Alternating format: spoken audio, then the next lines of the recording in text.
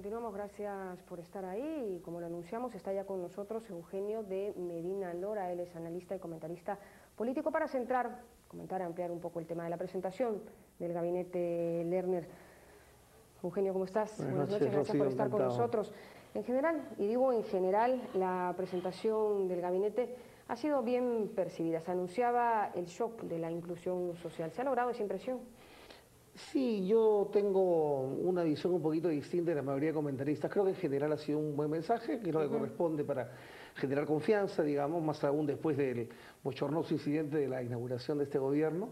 Esta vez no se ha hablado de cambios de constitución, más allá de alguna intervención de repente del congresista de Canseco, pero creo que han habido algunas cosas que me hubiera gustado escuchar, ¿no? ¿Como por ejemplo? A ver, yo creo que cosas que hay que aterrizarlas. Por ejemplo, me ha parecido una gran ausencia, dado que ese es un mensaje de proyección de 5 años, porque no hay que olvidar que no es para 1, es para 5 años. Correcto. No creo que haya un énfasis suficiente en qué se va a hacer con el proceso de descentralización. Me da la impresión que todos estos programas sociales que se quieren implementar se están pensando hacer desde una posición de gobierno central, ¿no? Y manejar el tema con transferencias y cosas por el estilo. Y no se ha hablado, por ejemplo, del empoderamiento de los gobiernos regionales o de la posibilidad de avanzar hacia la regionalización, que es algo que también es algo que está en la agenda pendiente del desarrollo. Por otro lado, me preocupa que, dado que la mayor parte de la economía se mueve un 80% por intervención privada y un 20% solo por intervención pública, se ha hecho mucho énfasis en lo que el gobierno puede hacer, pero no en lo que el sector privado puede hacer. Y aquí de nuevo vuelvo al tema de descentralización. ¿Cómo se pueden manejar las inversiones privadas descentralizadas? ¿Qué tiene el gobierno pensado? ¿Qué alianzas puede tomar con espacios territoriales que pueden ser 5 o 6 que se podrían desarrollar en una primera etapa para convertirlos en nodos de desarrollo? A mí me parece que también hay una falencia, que me parece que hay una línea de trabajo que se podría encaminar. O a lo mejor podríamos percibir como que viene detrás algún tema que apuntale esto, tal vez una discusión, una reforma para crear macrorregiones. ¿Podría ser algo así? Sí, pero me hubiera gustado por lo menos saber cuál es la posición del gobierno, ¿no es cierto? O sea, por lo menos una mención de que vamos a trabajar en esa línea, al menos una cosa por el estilo, ¿no? Correcto. Algo que también me preocupa es que, por ejemplo, el ministro Cornejo ha dicho, y me parece fantástico que lo haya dicho, prioridad en saneamiento rural. Por ejemplo, lo escuché en unas declaraciones después de que se dio el discurso. Y es una de las líneas que va a trabajar este gobierno porque el saneamiento rural es parte de la inclusión. Pero aquí hay un problema. ¿Y qué pasa con el saneamiento urbano? También es importante. Y aquí yo de nuevo vuelvo al tema. ¿Cómo vamos a hacer para resolver el déficit de 1.000 millones de dólares probablemente? Sí, 1.000 millones de dólares que Pedro Pablo Kuczynski, por ejemplo, identifica para el sector agua y saneamiento. O sea, ¿de dónde va a salir ese dinero? ¿No? Pues podría, porque aparentemente el punto fuerte ha sido el gravamen, que no ha sido tan un anuncio, sino ha sido algo ya firmado, han dado un acuerdo. Sí, pero ahí viene mi otra preocupación. Este mensaje ha comprometido muchos dineros. Por ejemplo, hay que mejorar la capacidad hospitalaria, estamos todos de acuerdo. Hay que mejorar la educación rural, estamos absolutamente todos de acuerdo. Hay que mejorar nuestra capacidad bélica incluso y nuestra seguridad interna. Y ahí viene, por ejemplo, el tema de las cárceles. Perfecto.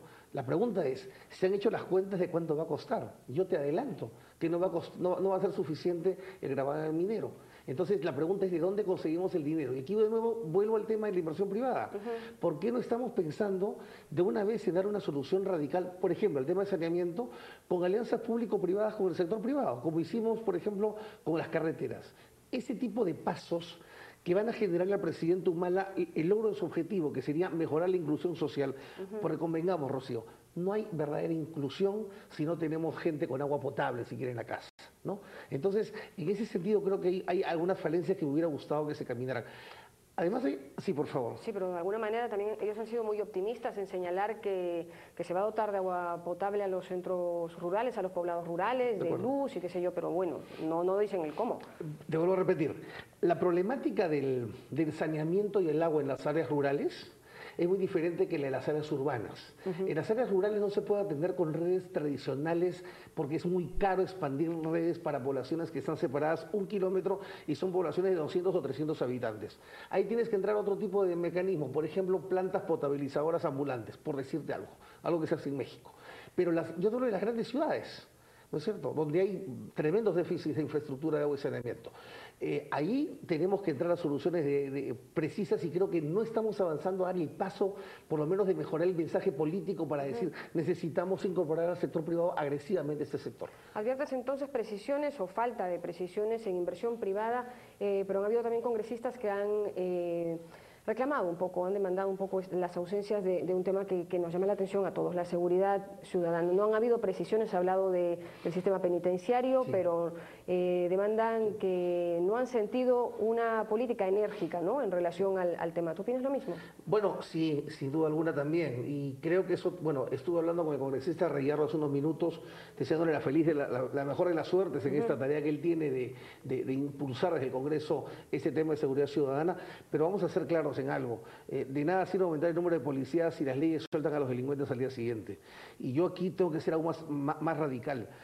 Yo no estoy esto es absolutamente políticamente incorrecto lo que voy a decir, pero yo no sé cuánto le podemos pedir a los jueces que sean severos cuando las bandas se pueden organizar desde las cárceles. O sea, un juez que tiene familia y que va a meter a un ranqueado narcotraficante, por ejemplo, a la cárcel, ¿cuánto le vamos a pedir de severidad si es que tiene que exponerse ante la opinión pública y ser probablemente blanco de esas mafias que siguen trabajando desde las cárceles? Pero con que hagan su trabajo ya sería bastante, ¿no? Yo creo que necesitamos algo más, necesitamos una revolución completa de nuestro sistema de ley y orden, o sea, nuestro sistema legal y nuestro sistema de orden policial, que tiene que pasar por un repensamiento de cuál debe ser el nuevo papel de la policía.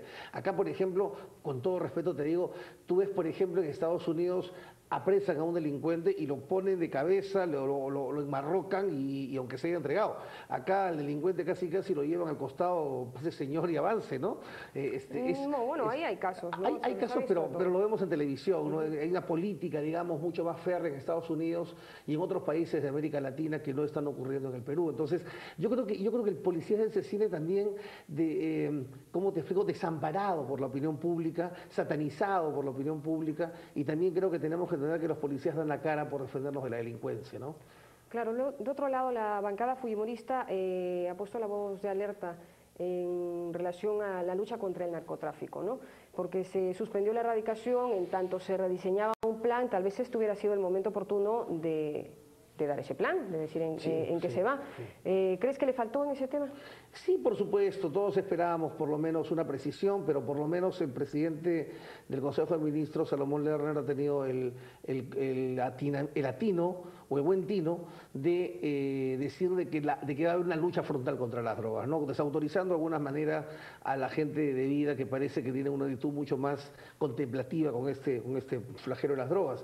Ahora, el tema de las drogas es un tema mucho más integral. Yo no soy especialista en el tema y no me atrevería a dar una opinión técnica, pero creo que pasa por muchas cosas, ¿no? Pasa, por ejemplo, no solamente por el tema de la erradicación, pasa por el tema también de generar oportunidades comerciales concretas para la gente que está siendo víctima de esas erradicaciones, y pasa por mejorar su capacidad de insertarse en los mercados, ¿no? En ese sentido, hay una labor de nuevo de los gobiernos regionales que podrían entrar a trabajar ahí, ¿no es cierto?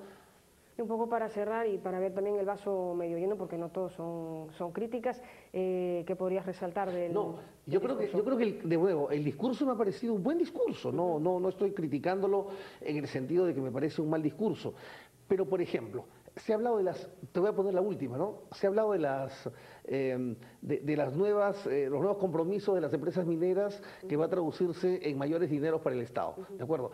Pero ¿qué cosas se ha dicho en el discurso, por ejemplo, de cómo se va a resolver desde el gobierno nacional la problemática de la minería informal? ¿No es cierto? Que es un tema fundamental y que está poniendo en jaque a los gobiernos regionales, porque los gobiernos regionales tienen que dar la cara con los mineros informales. Y tú sabes lo complicado que es enfrentar ese problema sin el apoyo del gobierno nacional. Es sencillamente imposible. Entonces no se trata solamente de cobrarles más a la minería actual, sino también ver cómo resolvemos ese otro problema al que no le podemos cobrar sobre ganancias y que les podríamos cobrar sobre ganancias si fueran, por ejemplo, grandes mineros los que estarían en vez de los mineros informales que contaminan tanto el ambiente. Bueno, muchísimas gracias. Se nos ha acabado el tiempo, Eugenio. Gracias por haber estado con nosotros. Ha sido Eugenio de Medina Lora, analista político. Hemos comentado un poco el tema de esta presentación ministerial. Seguimos con las informaciones. El exdirector de Perupetro, Alberto Quimper, se declaró víctima de interceptación telefónica durante el interrogatorio al que fue sometido como agraviado en el juicio por el caso Business Track. Llegó con un andador para ser interrogado como agraviado en el juicio por presunto espionaje.